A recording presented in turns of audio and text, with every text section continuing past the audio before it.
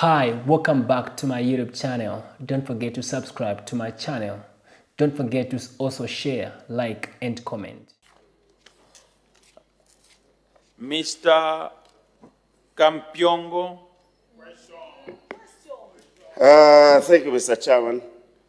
Mr. Chairman, indeed, I want to just put it on record that we acknowledge the amendments that the Minister has moved out of consultations, and to just say that sticking matter which has remained, we need to see how it works out and leave the door open so that if it fails, that's a problem.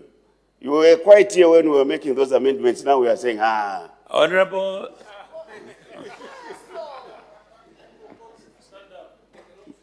So, Mr. Chairperson, and this is a matter that also concerns the chairperson. All of us who are elected members of parliament have got interest in this very important bill. And therefore, like I'm saying, we acknowledge those amendments that have been made, but that sticking matter, we certainly will get back to you and see how it works out, because it's our responsibility to make laws. But I would have loved to hear colleagues. Your role here as backbenchers colleagues is to do work together when it concerns all of us. It's not keeping quiet. The minister deserves your criticism, positive criticism. It's very critical, so that you don't die inside. Mr. Chairperson, I submit.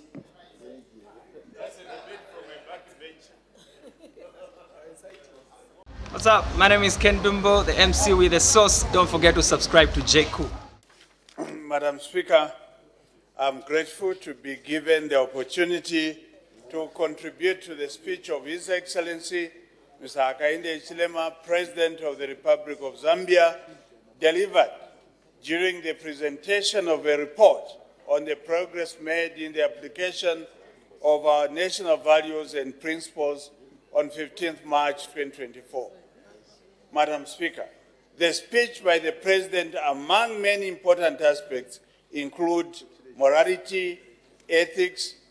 Government is committed to promoting morality and ethics among our people. Government is aware that alcohol and substance abuse continues to be a major concern throughout the country. The abuse of alcohol and substance has seen a rise in juvenile criminal gangs, often referred to as junkies.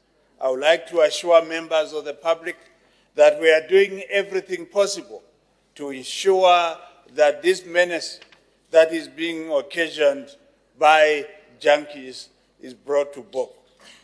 These unruly youths terrorize innocent citizens in our communities. It is our responsibility as government to protect our people. The Zambia Police Service, working with other security wings, have continued to conduct operations to weed out these criminal elements. I must hasten to say, arresting these youths and taking them to jail is not a solution. We need to work together with all stakeholders to conduct public awareness programs to combat alcohol and substance abuse. The Ministry of Home Affairs and Internal Security recently launched the National Policy on Drugs and Substance Control. The policy provides for specific objectives and measures to combat substance abuse. It further provides a comprehensive framework for reducing the supply of and demand for illicit drugs and substances.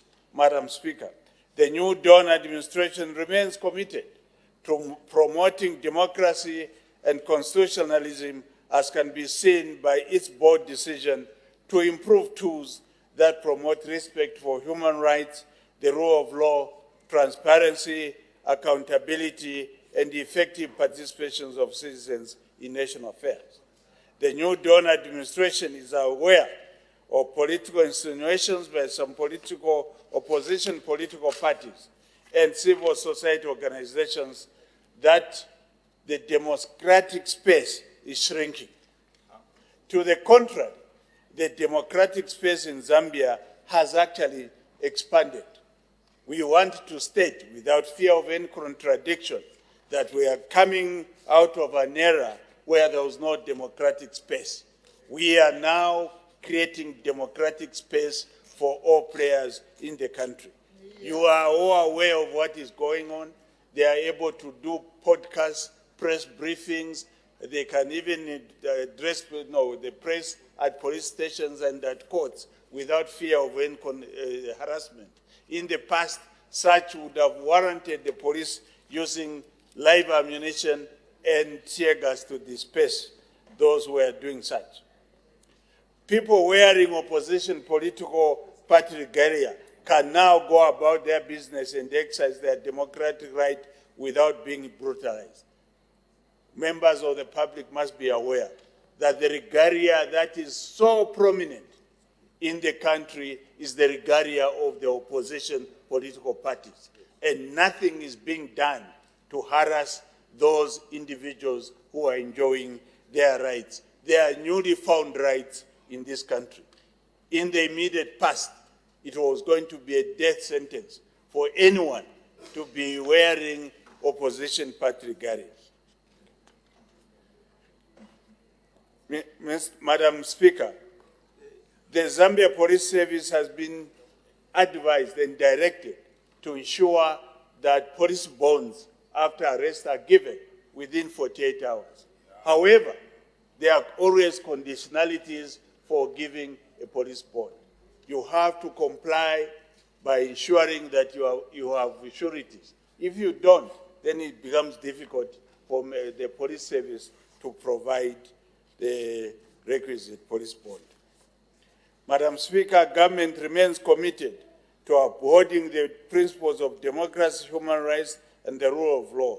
Government will continue to foster an environment that encourages open discourse, freedom of expression, and ensure that law enforcement agencies operate within the confines of the law. We are going to ensure that those who err, even if they are members of the security wings, are taken to task and disciplinary action is taken if they are found wanting. Human dignity, equity, social justice, and non-discrimination are ranked high on the agenda of the New Dawn administration. The continued improvement of the conditions of inmates in our correctional facilities is a vivid testament of this tenet. Government is sparing no effort to make this principle become a reality by providing 25,000 mattresses and 50,000 blankets. The process of procuring 12,000 bunk beds is ongoing to ensure that the human dignity of our inmates is enhanced. To address child marriage and teenage pregnancy, the ministry, through the Zambia Police Service, is strictly enforcing the Children's Code Act of number 12 of 2022. The Zambia Police Service, through the Victim Support Unit, is also sensitizing the general public on the need to exercise their parental responsibility or protecting their children from all forms of child abuse and neglect.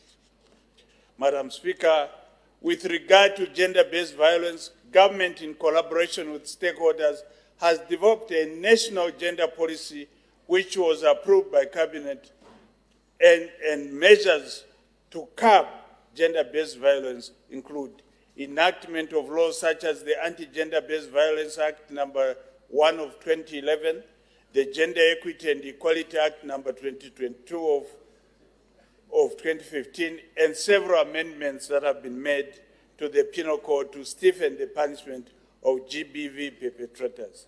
The decentralization of Victim Support Unit under the Zambia Police Service to all police stations and major police posts throughout the country. The ministry, through its various agencies, is also conducting training workshops for peer educators on alcohol, substance, and drug abuse to prevent and manage gender-based violence. In line with the proud Zambian campaign, Madam Speaker, the Ministry of Home Affairs and Internal Security will heed to the presidential directive to procure locally manufactured uniforms and other materials. The House may wish to note that some of the departments under my ministry have already started procuring materials such as uniforms, medals, and badges of ranks locally. With regards to the threat of cybersecurity crimes, government enacted the Cybersecurity and Cybercrime Act number 2 of 2021. The act criminalizes computer-based offenses and network-related crime in line with the Penal Code of the Republic of Zambia. The threat of cybercrime is real, as online marketplaces have been on the rise. The ministry is working with other stakeholders to ensure that digital citizens and the online environment is trusted, safe, beneficial, and empowering to all individuals. Madam Speaker, I would like to thank you most sincerely for according me this opportunity to contribute to the presidential speech. Sorry, the Honorable Member for Shiwangandu. Was the point of order so compelling? Yes, Madam Speaker. Very compelling. Madam Speaker, my point of order is on the Honorable Minister who has just finished debating so well. And I was really getting encouraged with the design of debate. But I thought, Madam Speaker, I would have taken advantage of that time to speak against the violent activities that have recently occurred. Madam Speaker, the day before yesterday, a gentleman who is a presidential campaign member for the current head of state was attacked in Kanyama by his fellow members of the party. In Mukushi, Madam Speaker, during the elections for deputy mayor, 2 honorable councillors belonging to UPND were crowbarred Order, Honorable by Member. their own members. Order, Honorable Member. Madam Speaker, these are very recent issues that require the minister's attention, and we have got a duty to bring them to his attention. And Madam Speaker, as I speak today, Now you are debating, Honorable Member. I'm winding up my point of order, Madam Speaker. What breach has been committed, Honorable Member? Madam Speaker, the Minister of Home Affairs and Internal Security has made very interesting pronouncements. What is And the I breach? thought was in order not to take advantage to deal with these vices that are popping, including guiding his Inspector General of Police, who has been so much political. Order, Honorable Member. I think you are now debating. There is no breach. What is the breach that was committed? You have failed to bring that. Therefore, your point of order is not admissible. And you cannot maybe think on behalf of the minister on what he wants to present or respond to. I'm sure he is responding to issues that were raised by the honorable members on the floor of this House. The Honorable Minister of Home Affairs, have you finished? Okay. I was about to finish. Madam Speaker, I would like Your to time is state, up, eh? I would like to state, in reaction to the point of order, that this responsible government that does not segregate has taken measures. The cadres is referring to in Mukushi are in police cells, for we take action, unlike it was in the past where they were treating other party members to be sacred. Yeah. Thank you. The Honorable Minister for Finance and National Planning. Don't forget to subscribe to my YouTube channel, J Cool, and turn on the notification bell, cause I'm gonna see you in the next video.